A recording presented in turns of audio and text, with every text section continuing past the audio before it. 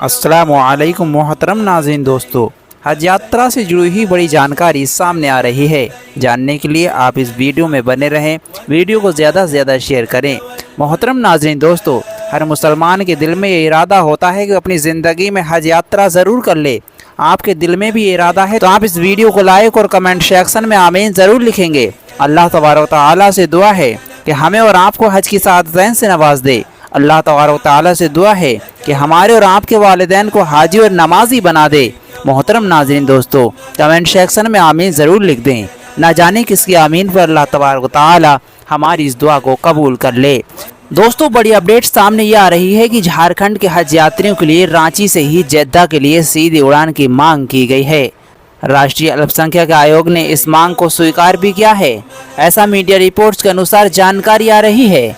आयोग की ओर से झारखंड के हज यात्रियों के लिए बिरसा मुंडा एयरपोर्ट रांची को एम्बार्केशन देने के लिए नागरिक उड्डयन मंत्रालय के सचिव और अल्पसंख्यक कार्य मंत्रालय के सचिव को पत्र भेजा है। ऐसा मीडिया रिपोर्ट्स के अनुसार बताया जा रहा है। एस अली ने बताया कि बिरसा मुंडा एयरपोर्ट रांची को एम्बार्केशन पॉइंट 2009 में मिला था। 2019 तक हर वर्ष करीब 3000 से 3200 हज यात्री रांची से जेद्दा तक सीधी उड़ान से पहुंचते थे। जानकार बताते हैं कि कोविड के कारण 2020 और 21 में हज यात्रा पर रोक लग गई। वर्ष 2022 और 2023 में झारखंड के हज यात्रियों को कोलकाता एयरपोर्ट से जेद्दा के लिए जाना पड़ा। वर्ष 2024 में बिरसा मुंडा एयरपोर्ट रांची से एम्बार्केशन पॉइंट हटा दिया गया। इससे हज यात्रा पर जाने वाले लोगों की परेशानी बढ़ गई। एस अली ने कहा कि अब झारखंड से हज यात्रा पर जाने वाले लोगों की संख्या में गिरावट आई है। इस वर्ष झारखंड से सिर्फ 1300 हज यात्री ही कोलकाता से जेद्दा जा रहे हैं। इसी वजह से झारखंड से सीधी उड़ान की मांग की जा रही है कि रांची से अगर सीधी उड़ान मिल जाएगी तो यहाँ से हो सकता है कि हज यात्रियों की संख्या भी बढ़ जाए। हर मुसलमान के लिए ज़िंदगी में एक बार हज करना फ़र्ज होता है और हर मुसलमान अपनी ज़िंदगी में हज करना चाहता भी है। हज साल में एक बार की जाने वाली यात्रा है जो सऊदी अरब के पवित्र शहर मक्का में होती है। यह हर मुसलमान को अपनी ज़िंदगी में एक बार करना ज़रूरी होती है। ये इस्लाम के 5 स्तंभों में से एक है और हर योग्य मुसलमान को अपने जीवन में कम से कम एक बार ये यात्रा करनी चाहिए। हज यात्रा इस्लामी कैलेंडर के 12वें महीने यानी कि जिलहज्जा की 8वीं तारीख से 12वीं तारीख तक अदा की जाती है। ये सऊदी अरब के मक्का शहर में अदा की जाती है जहाँ काबा स्थित है। हज यात्रा में कई रस्में और अनुष्ठान शामिल होते हैं जिन्हें अरकान कहा जाता है, जैसे कि खाना काबा का तवाफ और सफ़ा और मरवा की दौड़ और मिना में जाने के बाद शैतानों को कंकर मारना और अरफात के मैदान में ठहरना। हज यात्रा के दौरान हज यात्रियों को बहुत ही ध्यान रखना होता है जिससे कि उनसे कोई भी गलती ना हो जाए। हज यात्रा के दौरान यात्रियों को नियमित रूप से अल्लाह तबारक व तआला की इबादत करना होती है। अल्लाह तबारक व तआला से दुआएं मांगना होती हैं। अल्लाह तबारक व तआला हर हाजी की दुआओं को कबूल फरमाता है, ऐसा जानकार बताते हैं।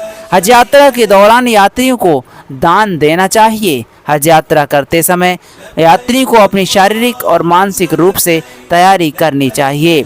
हज यात्रा करने से हाजियों को बहुत ही लाभ प्राप्त होता है, जैसे कि गुनाहों की मुआफ़ी और अल्लाह के करीब जाने का एक मौका मिलता है। अल्लाह तबारक व तआला से दुआ है कि जो भी ज़ायरीन इस वक्त इस वीडियो को देख रहे हैं सबके गुनाहों को माफ़ फरमाए, सभी को हाजी बनाए। हज करना इस्लाम के 5 स्तंभों में से एक है और इसीलिए उन सभी मुसलमानों के लिए अनिवार्य है यात्रा करने में सक्षम हैं और अच्छे स्वास्थ्य में हैं। हज 5 दिनों तक चलता है, लेकिन भारत से जो हज यात्री सऊदी अरब में जाते हैं वो वहाँ पर 40 या 45 दिन तक रहते हैं, क्योंकि वो 8 या 10 दिन मदीना शहर में रहते हैं और वहाँ पर कुछ स्थान होते हैं घूमने के जहाँ पर घूमने के लिए जाते हैं। हज यात्रा का मुख्य 5 दिन ही होते हैं।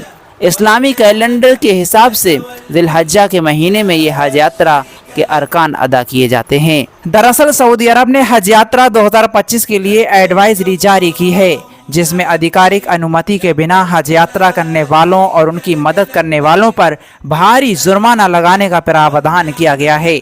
आइए दोस्तों जानते हैं कि हज यात्रा में क्या क्या नए नियम बनाए गए हैं।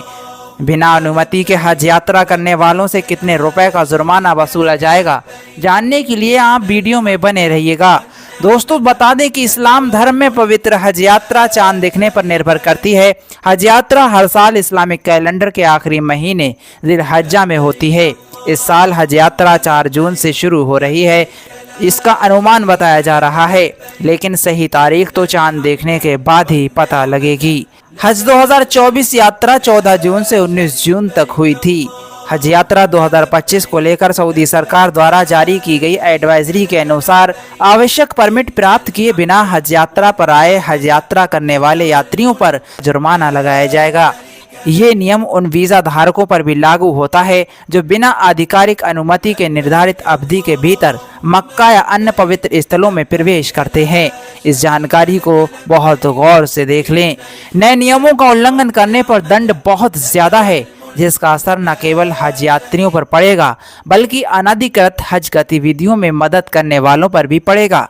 अपंजीकृत तीर्थयात्रियों को आवास प्रदान करने वाले होटल मालिकों और मकान मालिकों पर भी जुर्माना लगाया जाएगा, ऐसा मीडिया रिपोर्ट्स के अनुसार जानकारियां मिल रही हैं। इसके अलावा अनधिकृत तीर्थयात्रियों को ले जाने वाले वाहनों को भी जब्त कर लिया जाएगा।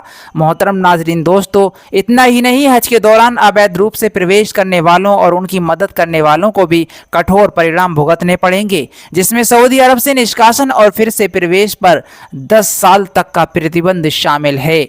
बता दें कि जून 2025 में हज यात्रा शुरू हो रही है। भारत से भी हज यात्री काफी संख्या में हज में भाग लेते हैं। भारत सरकार उनकी यात्रा को सुविधाजनक बनाने के लिए व्यवस्था करती है। हज यात्रा में भीड़ को प्रभावी ढंग से प्रबंधित करने के प्रयास में सऊदी अरब ने भारत, पाकिस्तान और बांग्लादेश सहित देशों से कुछ वीज़ा श्रेणियों पर भी प्रतिबंध भी लागू किए हैं। ये अस्थायी निलंबन हज यात्रा को सभी प्रतिभागियों के लिए व्यवस्थित और सुरक्षित बनाए रखने के लिए एक रणनीति का हिस्सा है। मोहतरम नाजरीन दोस्तों, इन जानकारियों के संबंध में आप अपनी राय कमेंट सेक्शन में लिखकर बता सकते हैं।